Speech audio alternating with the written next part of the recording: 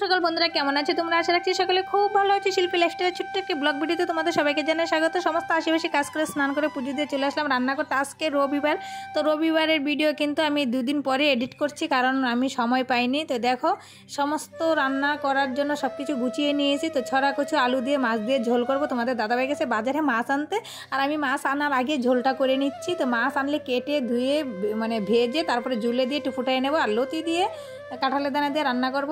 তো আমি এসব করতে করতে তোমাদের এতক্ষণে তোমাদের দাদাভাই আসলো। তো তোমাদের দাদাভাই বলছে জ্যান্ত রুই মাছ পাইনি, আর ওরা কাটা রুই খায় না। কাটা রুই আমি আমার ছেলে মেয়ে ভালোবাসি, তো ওরা মা ছেলে ভালোবাসে না। যাই হোক, তো মনোপ্রিয়া মাছ আনছে, এগুলোই কেটে মেটে আমি ঝোল করে চলে আসলাম। এবার মাল গুছাতে আমার তো রান্নাটা আগেই হয়ে গেছে। তো মালটা আমি আর আমার মেয়ে নিয়ে সব মাল বাইরে রাখবো, আর তোমাদের দাদাভাই গাড়িটা সাজাবে।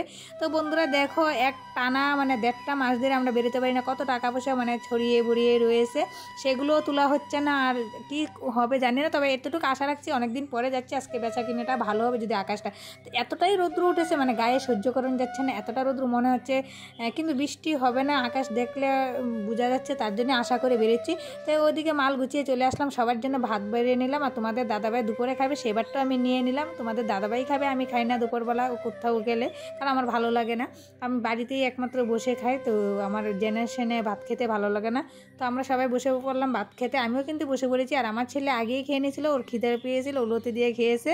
আর দেখো এদিকে খেয়ে দিয়ে আমরা চলে আসলাম, গাড়ি একদম গুছানো হয়ে গেছে। তো সুন্দর করে তোমাদের দাদাভাই গাড়িটা গুছিয়ে নিয়েছে, আর আমিও একদম রেডি হয়ে চলে এসেছি বাইরে। এবার গাড়িতে উঠে বসে চলে যাব।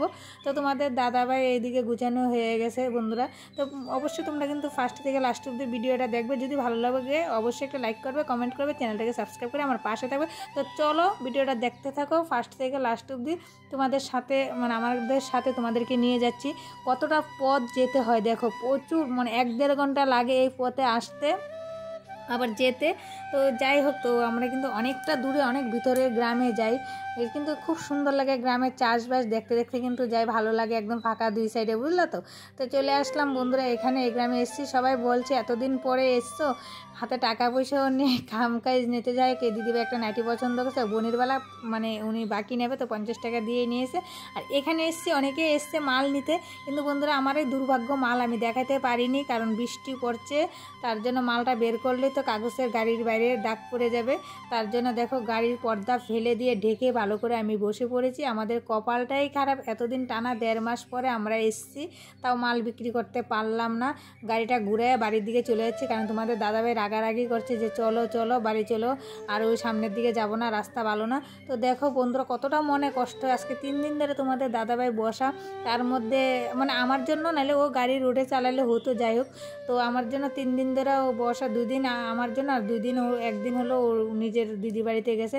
আর এদিকে দেখো কতটা রাস্তা, তোমাদেরকে অত কেটে কেটে অল্প অল্প দেখাচ্ছি, মানে অনেক রাস্তা। তো চলে আসলাম বাড়িতে, এসে তোমাদের দাদাভাই কেসকিসি করছে যে তুমি যাও, আর যাবো না আর যাবো না, ওর একটা মানে আর কি। তো যাই হোক, আমি তো নিজে জুড়ে নেই না, তার জন্য একটু বাসা গেল, নাহলে আমাকে উদ্ধার করে দিত।